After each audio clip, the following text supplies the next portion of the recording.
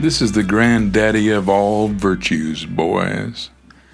When we put this one on, we have a chance at becoming men that can change the world, for at least those around us. And for that matter, for ourselves.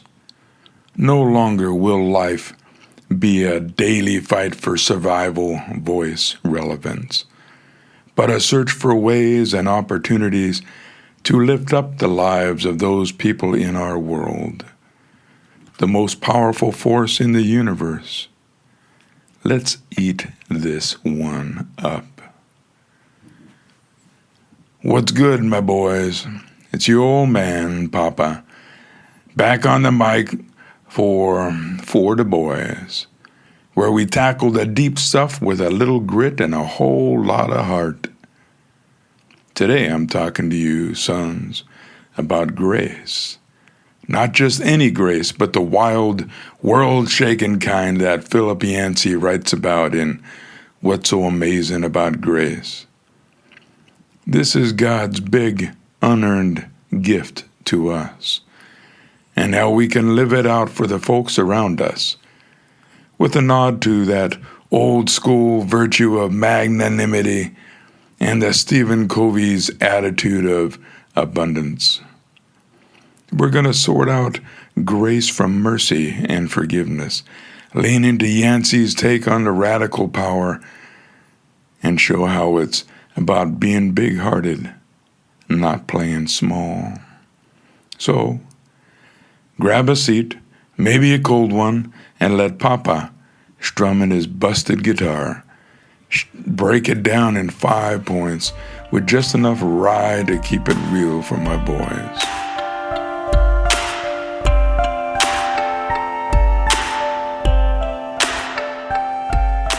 One, grace versus mercy, the unfair gift.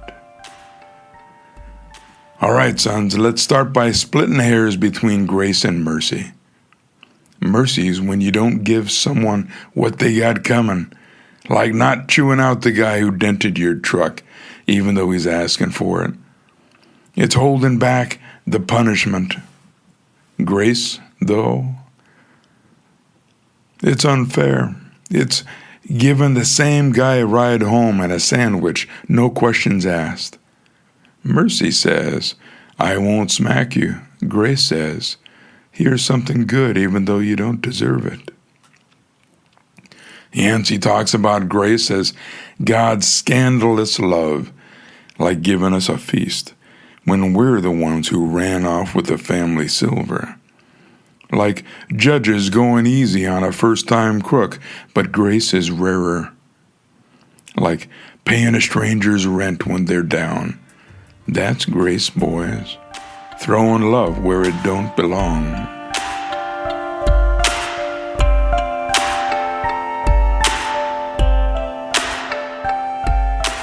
Two, grace versus forgiveness. Beyond letting go. Now, forgiveness is its own deal. Forgiveness is dropping the grudge, like when you stop hating your buddy for stealing your girl. It's cleaning your heart, setting you free. Grace goes further, sons. It's not just wiping the slate clean. It's inviting that buddy to your wedding, acting like the betrayal's ancient history. Forgiveness heals you. Grace blesses the other guy, too. Like people forgiving family for old hurts, but grace is wilder. Like a mom embracing her son's murderer in court, giving him love he didn't earn. That's grace, boys. Not just letting go, but giving something extra, even when it don't make sense. That's the crazy, beautiful unfairness of grace.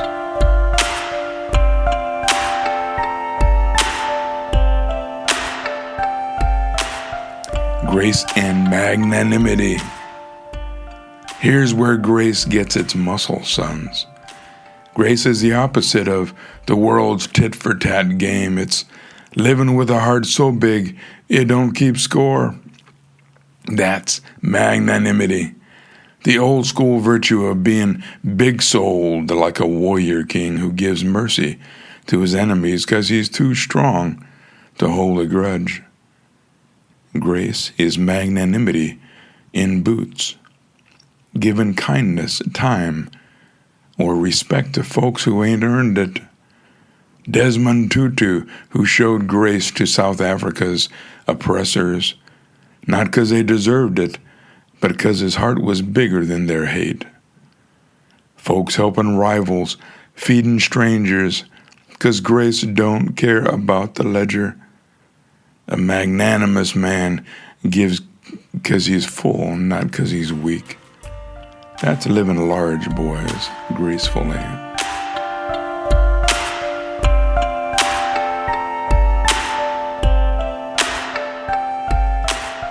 God's grace, the ultimate game changer. Now let's talk the gold standard. God's grace, what Yancey calls the last best word. Boys, we're all messes, sinning, stumbling, falling short every damn day.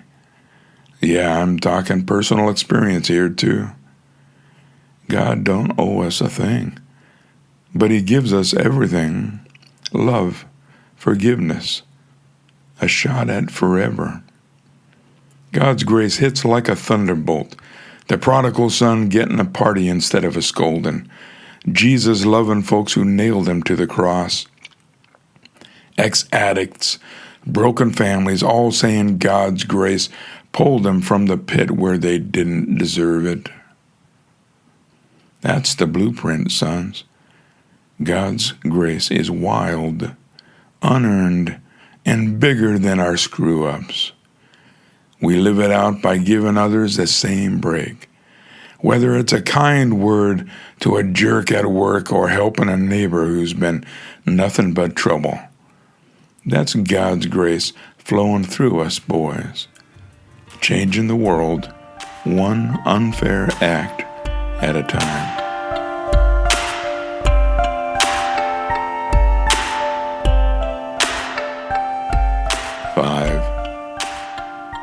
Grace and Covey's abundance. Full tank living.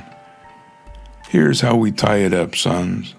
With Yancey and Covey holding hands, Yancey says grace is God's way of breaking the cycle of hate and revenge, and is powered by what Covey calls an abundance mindset. You live like there's enough good to go around, so you give it freely. Scarcity says, if I give, I'm losing. Abundance says, the more I give, the more there is. Grace is that in action. Handing out kindness, patience, and a second chance because you know God's got your tank full. Living this way. A doctor treating patients who can't pay. A teacher staying late for a kid who's failing because they believe there's plenty of love to spare. People sharing meals, mentoring kids, all because they're living from abundance, not fear. That's how we show grace, boys. With a magnanimous heart, trusting God's got enough for everybody. That's grace, sons. And it's how we live bigger than the world. Listen up, my boys, because this is for you. Grace ain't mercy, just holding back the punishment. And it ain't only forgiveness, wiping the slate clean. It's unfair gift, giving love, kindness, a fresh start to folks who don't deserve it, because that's what God does for us. It's tied to magnanimity, that big-souled way of living where you give because your heart's too full to do otherwise. God's grace, loving us despite our messes, is the ultimate example, and we live it out by giving others the same shot, breaking cycles of hate. It's the abundance mindset, believing there's enough good to go around. So, live grace, sons. Be kind to the rude, help the undeserving, not for applause, but because it's how you help to lift the world. Papa's strumming this busted guitar for you, because I want you living your best lives with hearts full of grace, living big in a small world. This is For the Boy.